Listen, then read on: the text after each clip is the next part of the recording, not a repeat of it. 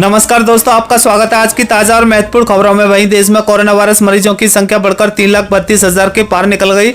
वहीं ट्रेनों में काफी सीटें खाली, जाना कब से चलेंगी सामान्य रूप से ट्रेनें। वहीं देश के इन शहरों में शुरू हुए नए केंद्रीय विद्यालय, कम फीस में मिलेगी अच्छी शिक्षा। वहीं 21 जून को सुबह 9:16 से शुरू होगा सूर्य ग्रहण।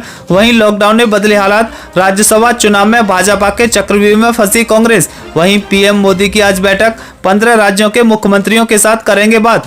वहीं आपने तो नहीं की ये गलती, देना पड़ सकता है 10,000 रुपए का जुर्माना। वहीं तमिलनाडु के 4 राज्यों में 30 जून तक लगा सख्त लॉकडाउन। वहीं भारत के दबाव का असर, पाकिस्तान ने गिरफ्तार किए भारतीय अधिकारियों को छोड़ा। वहीं सर्वदलीय बैठक के बाद अचानक एलएनजेपी अस्पताल पहुंचे अमित शाह। वहीं मोदी सरकार ने 15 राज्यों में शुरू की नई स्कीम, 81 करोड़ राशन कार्ड धारकों को मिलेगा सस्ता अनाज।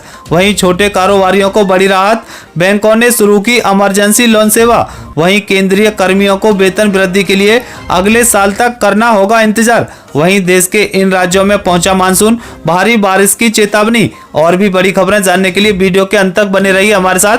बस आपसे निवेदन है, कृपया वीडियो को लाइक कर अपने दोस्तों के साथ शेयर करें, साथ ही चैनल को सब्सक्राइब कर घंटी बटन जरूर दबाएं। वहीं पहले बड़ी खबर, देश में कोरोना वायरस मरीजों की संख्या बढ़कर 3,32,000 के पार। पिछले 24 घंटों में 11,502 नए मामले। जी आपको बता दें कि देश में कोरोना वायरस का कहर लगातार तेजी से बढ़ता ही जा रहा है। पिछले 24 घंटों में कोरोना वायरस के 11,502 नए मामले सामने आए हैं, जबकि 325 मरीजों की मौत हो चुकी है। नए मामले सामने आने के साथ ही देश में कोरोना वायरस संक्रमितों की संख्या बढ़कर 3,32,424 हो गई है। देश में कोरोना के अब 1,53,106 एक्टिव केस हैं। कोरोना महामारी से अब तक 9,520 मरीजों की मौत हो चुकी है और 1,69,798 लोग ठीक हो चुके हैं। एक विदेश लौट चुका है। देश में कोरोना से ठीक होने वालों की दर 51.7% हो गई है। वहीं अगली बड़ी खबर, मोदी सरकार ने 15 राज्यों में शुरू की नई स्कीम, 81 करोड़ राशन कार्ड धारकों को मिलेगा लाभ। जी आपको बता दें कि केंद्रीय उपभोक्ता मामले, खाद्य एवं सार्वजनिक वितरण मंत्री रामविलास पासवान ने कहा है कि राष्ट्रीय खाद्य सुरक्षा अधिनियम यानी एनएफएसए लाभार्थियों को पोषक तत्वयुक्त चावल उपलब्ध कराने हेतु सरकार ने 15 राज्यों के एक जिले में राइस फोर्टिफिकेशन की पायलट योजना शुरू की है। इसके तहत महाराष्ट्र, गुजरात और आंध्र प्रदेश के चुने हुए जिलों में पौष्टिक चावल का वितरण शुरू हो गया है। आपको बता दें कि राष्ट्रीय खाद्य सुरक्षा अधिनियम यानी एनएफएसए के तहत देश के करीब 81 करोड़ राशन कार्ड धारकों को सस्ता अनाज उपलब्ध कराया जाता है। पौष्टिक चावल वितरण का काम उड़ीसा और उत्तर प्रदेश में बहुत जल्द शुरू हो जाएगा।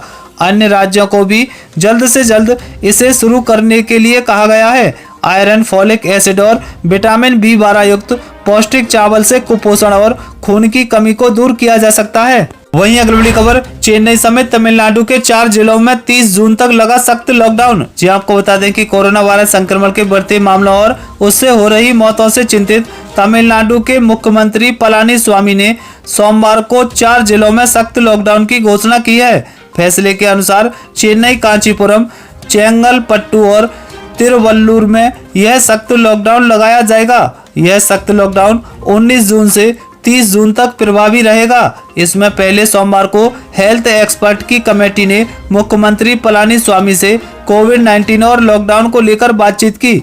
कमेटी ने मुख्यमंत्री को सुझाव दिया था कि चेन्नई में कोरोना वायरस को बढ़ने से रोकने के लिए सख्त लॉकडाउन लगाए जाने की जरूरत है। वहीं अगली बड़ी खबर, ट्रेनों में काफी सीटें खाली, जाने कब से सामान्य रूप से चलेंगी ट्रेनें। जी आपको बता दें कि कोविड-19 के चलते लगभग 3 महीने से ठप्प पड़े ट्रेनों के संचालन के फिलहाल सामान्य होने की कोई संभावना नहीं है। चलाई जा रही सीमित ट्रेनों के लिए भी भरपूर यात्री नहीं मिल पा रहे हैं। भारतीय रेलवे बोर्ड के चेयरमैन विनोद कुमार यादव ने कहा है कि रेलवे की नजर वेटिंग लिस्ट पर है। जून और जुलाई माह में वेटिंग लिस्ट नहीं है।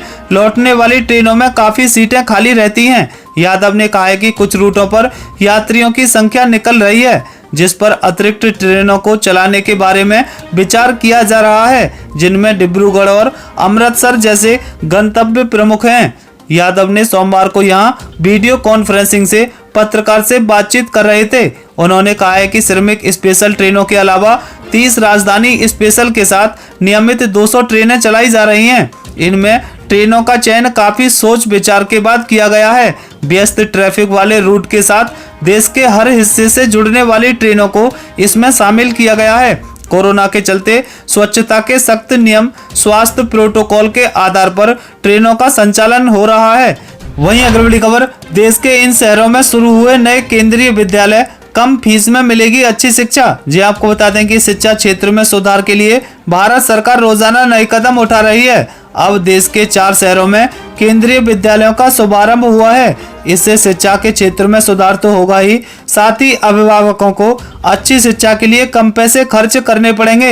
एचआरडी मंत्री रमेश पोखरियाल निशंक ने जल्द ही कई नए विद्यालय खोलने की बात कही है। एचआरडी मंत्री निशंक ने ट्वीट करते हुए लिखा है कि मुझे ये साझा करते हुए गर्व हो रहा है कि देश में 4 नए केंद्रीय विद्यालयों का शुभारंभ हुआ है। मैं नए केंद्रीय विद्यालयों से लाभान्वित होने वाले समस्त छात्रों और अभिभावकों को हार्दिक बधाई देता हूं। उन्होंने आगे लिखा है कि हमारे ये केंद्रीय विद्यालय इसी तरह देश के कोने कोने में शिक्षा का प्रकाश फैलाते रहेंगे। इसके साथ ही अब देश में केंद्रीय विद्यालयों की कुल संख्या 1239 हो गई है। वहीं अगली बड़ी खबर, कोरोना वायरस पर पीएम मोदी की आज डिजिटल बैठक, 15 राज्यों और केंद्र शासित प्रदेशों के सीएम से करेंगे बात। जी आपको बता दें कि देश में कोरोना वायरस के बढ़ते मामलों के बीच प्रधानमंत्री नरेंद्र मोदी मंगलवार और बुधवार को विभिन्न राज्यों के मुख्यमंत्रियों के साथ वार्ता करेंगे। मोदी मंगलवार दोपहर को 21 राज्यों और केंद्र शासित प्रदेशों के मुख्यमंत्रियों, उपराज्यपालों और प्रशासकों से बातचीत करेंगे। इनमें पंजाब, केरल, गोवा, उत्तराखंड, झारखंड, पूर्व उत्तर के राज्य और कुछ केंद्र शासित प्रदेश शामिल हैं। प्रधानमंत्री बुधवार को 15 राज्यों के मुख्यमंत्रियों और जम्मू कश्मीर के उपराज्यपाल से बातचीत करेंगे। इनमें महाराष्ट्र, पश्चिम बंगाल, दिल्ली, कर्नाटक, गुजरात, बिहार और उत्तर प्रदेश शामिल हैं। देश में कोरोना वायरस के बढ़ते मामलों के बीच 2 दिनों की डिजिटल बैठक होने जा रही है। वहीं अगली बड़ी खबर, सर्वदलीय बैठक के बाद अचानक एलएनजेपी अस्पताल पहुंचे अमित शाह। जी आपको बता दें कि दिल्ली में लगातार बढ़ रहे कोरोना वायरस के मामलों से हालात दिनों दिन बेहद चिंताजनक होते जा रहे हैं। गृह मंत्री अमित शाह ने सोमवार को इसको लेकर सर्वदलीय बैठक की। इसके बाद गृह मंत्री अचानक दिल्ली के लोकनायक जयप्रकाश नारायण अस्पताल यानी एलएनजेपी हॉस्पिटल में पहुंचकर कोरोना वायरस के निपटने की तैयारियों की समीक्षा की। समीक्षा बैठक के बाद उन्होंने पूरे अस्पताल का जायजा लेकर डॉक्टरों से बातचीत की। इसके बाद गृह मंत्री ने दिल्ली के चीफ सेक्रेटरी को निर्देश दिए हैं कि दिल्ली के सभी कोविड-19 अस्पतालों के कोविड-19 वार्डों में सीसीटीवी कैमरे लगाए जाएं। इससे बेहतर निगरानी हो पाएगी और साथ ही मरीजों की समस्याएं दूर करने में मदद मिलेगी। उन्होंने दिल्ली के चीफ सेक्रेटरी से मरीजों के लिए खाना पहुंचाने वाली कैंटीन का बैकअप रखने को भी कहा है। उनके अनुसार अगर एक कैंटीन में संक्रमण का मामला आता है तो दूसरी कैंटीन से मरीजों के पास खाना पहुंचता रहे।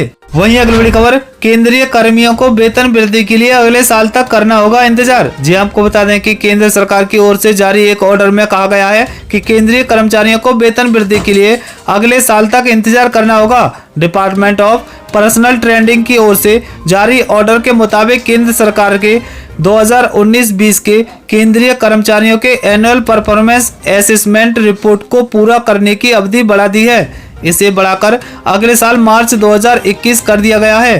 पहले ये अवधि 31 दिसंबर 2020 तक रखी गई थी। मार्च में भी सरकार ने अप्रेजल प्रक्रिया को दिसंबर तक के लिए बढ़ाया था। नए आदेश में साफ है कि अब केंद्रीय कर्मियों की वेतन वृद्धि के लिए मार्च 2021 तक इंतजार करना होगा। वहीं अगली बड़ी खबर, आपने तो नहीं की ये गलती, देना पड़ सकता है 10,000 रुपए का जुर्माना। जी आपको बता दें कि अधिकतर बैंकिंग लेन देन व अन्य वित्तीय कार्यों के लिए पैन कार्ड का होना अनिवार्य है। केंद्र सरकार की कई योजनाओं का लाभ लेने के लिए भी आपके पास 10 डिजिट का पैन नंबर होना अनिवार्य है। आप भी अगर पैन कार्ड रखते हैं तो कई जरूरी काम आसानी से पूरे हो जाएंगे। लेकिन आपके लिए भी यह भी जानना जरूरी है कि पैन कार्ड से संबंधित एक भी गलत जानकारी आपको 10,000 रुपए का जुर्माना भरने के लिए मजबूर कर सकती है। आपको बता दें कि अगर किसी व्यक्ति के पास एक से अधिक पैन कार्ड हैं तो भी उन्हें दूसरा पैन कार्ड सरेंडर करना होता है। ऐसा नहीं करने पर उन्हें बड़े जुर्माने के साथ कानूनी कार्रवाई का सामना भी करना पड़ सकता है। आपको बता दें कि किसी व्यक्ति द्वारा पैन कार्ड में गलत जानकारी देने पर income tax department income tax act 1962 के सेक्शन 272 बी के तहत 10,000 रुपए का जुर्माना लग सकता है। साथ ही गलत जानकारी देने के लिए इनकम टैक्स डिपार्टमेंट कार्ड रद्द भी कर सकता है। वहीं देश के इन राज्यों में पहुंचा मानसून, भारी बारिश की चेतावनी। जी आपको बता दें कि महाराष्ट्र, पश्चिम बंगाल, छत्तीसगढ़, सिक्किम, उड़ीसा, झारखंड और बिहार में भारी बारिश का अनुमान है। अगले 2-3 दिनों में कोंकण, गोवा, महाराष्ट्र, उप हिमालयी, पश्चिम बंगाल, सिक्किम, उड़ीसा, बिहार और झारखंड के अलग अलग हिस्सों में भारी से अति भारी बारिश होने का अनुमान है। उत्तर प्रदेश के पूर्वी हिस्सों में कहीं कहीं सोमवार को भारी बारिश हुई। मौसम विभाग ने बताया कि राज्य के कुछ हिस्सों में आंधी के साथ बारिश आएगी। कहीं कहीं हल्की बारिश की भी सूचना है। मौसम विभाग के अनुसार 16 जून को 30 से 40 किलोमीटर प्रति घंटा की रफ्तार से हवा चलने की संभावना है। कुछ हिस्सों में बारिश भी हो सकती है। पश्चिमी उत्तर प्रदेश में कहीं कहीं, जबकि पूर्वी उत्तर प्रदेश के कई स्थानों पर 17 और 18 जून को बारिश की उम्मीद है। आपको बता दें कि मौसम विभाग की माने तो 18 जून को मूसलाधार बारिश होने का अनुमान लगाया जा रहा है। यह पूरे बिहार में देखने को मिलेगा। हालांकि इससे पहले भी अच्छी बारिश होने की संभावना है। ये थी अब तक की बेहद महत्वपूर्ण खबरें। दोस्तों, वीडियो को लाइक कर अपने दोस्तों के साथ शेयर करें। साथ ही चैनल को सब्सक्राइब कर घंटी बटन जरूर दबाएं। वहीं जल्द मिलते हैं अगली अपडेट के साथ। तब तक के लिए जय हिंद, जय भारत।